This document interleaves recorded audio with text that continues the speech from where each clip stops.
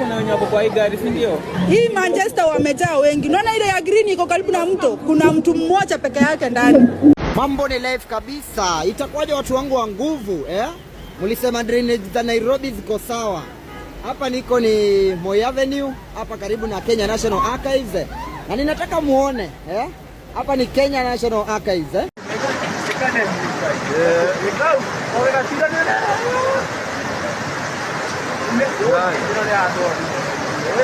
Last night was not just another rainy night.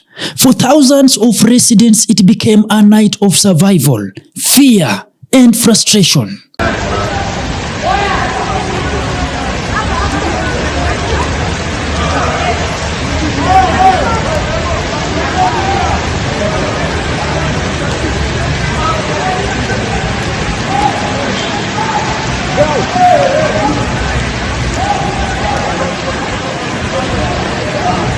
Many commuters were stranded in the city, unable to return home as road turns into raging rivers. Others were forced to sleep in town, waiting helplessly for the water level to go down.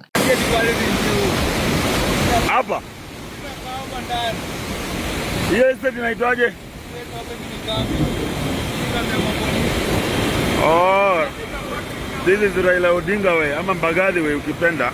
This is the painful reality that unfolded in Kenya's capital. Heavy rains pounded Nairobi, exposing once again the chronic drainage crisis that has haunted the city for decades. Major roads were submerged, vehicles stalled in the middle of flooded highways. Some cars were even swept away by fast-moving water, leaving owners watching helplessly as their property disappeared.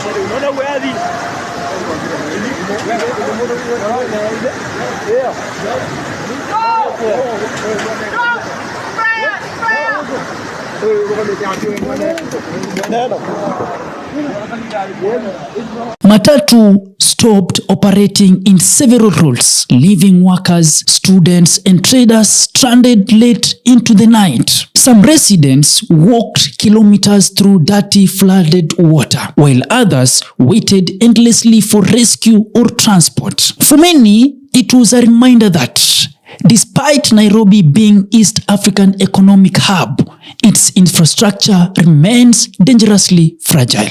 Kuna wenye wako kwa hii gari, si ndio? Hii Manchester wamejaa wengi. Unaona ile ya green iko karibu na mto. Kuna mtu mmoja peke yake ndani. Au jamaa ndi. Huku si Mombasa, huku ni Nairobi na ni karibu na town. Hebu ni muone. Baada nashuka mwenye nashuka kwenda kuangalia. Huku si ati ni mbali. Hapa ni Riverside roundabout ya kuelekea town. OTC. Kale kama mto tunaitanga na Nairobi River. Ile naenda Kikomba. Ndio hiyo imefurika, imejaa, magari zimejaa na watu wako ndani. Hakuna mtu anasaidia. Hata tupige nduru utapiga nduru sauti inaisha, hakuna mtu ana rescue watu. Kwa manyumba wanakunywa chai ya maziwa. These floods are not raising serious questions about leadership and responsibility. Just months ago, Johnson Sakaja agreed to cooperate with the national government in a framework where the central administration would help manage key functions in the city. The goal was simple: fix the city failing system, especially roads, drainage, and urban planning. Yet today, the same problems continues to choke the capital whenever heavy rains fail. It recognizes that as our capital city grows, responsibilities expand, and national priorities evolve, the institution of government must work in structured partnerships within the law, in coordination, and in the national interest to guarantee effective governance and reliable service delivery. It is in this constitutional spirit of cooperative governance that we are gathered here today to strengthen collaboration between the national government and the Nairobi City County government, and to deliberately raise the performance, efficiency, and global standing of our city.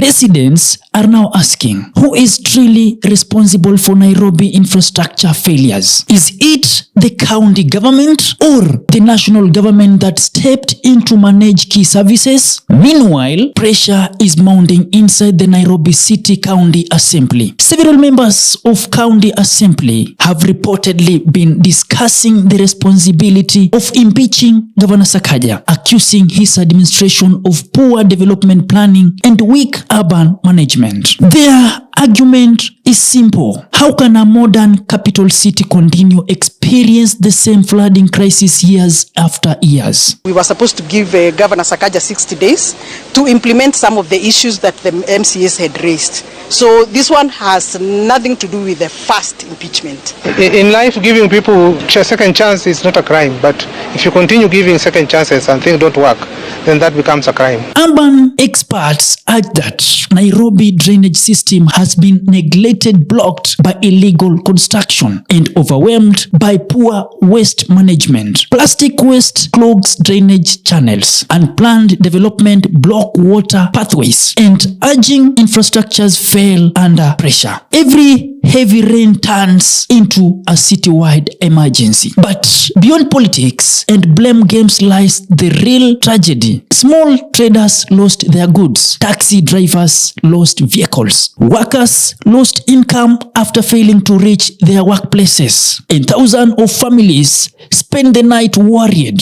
stranded, and uncertain about what tomorrows will bring.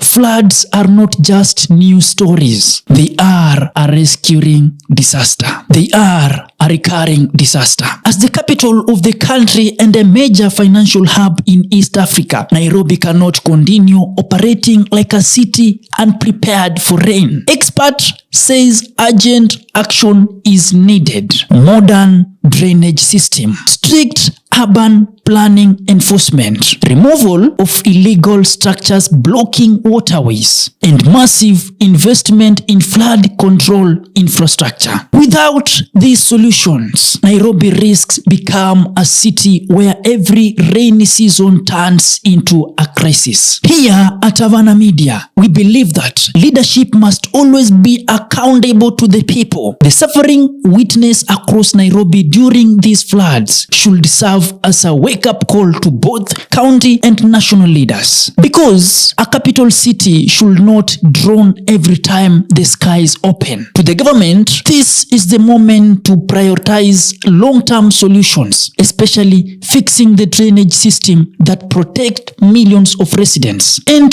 to the leaders responsible for the city management, the people of Nairobi deserve action, not excuses. And to every resident affected by floods today, Havana Media stands with you. Your voices matters, your struggles matters, and your stories deserve to be told. Until next time, this is Havana Media, where truth speaks louder than power. I've been your host, Onjala Bethwell.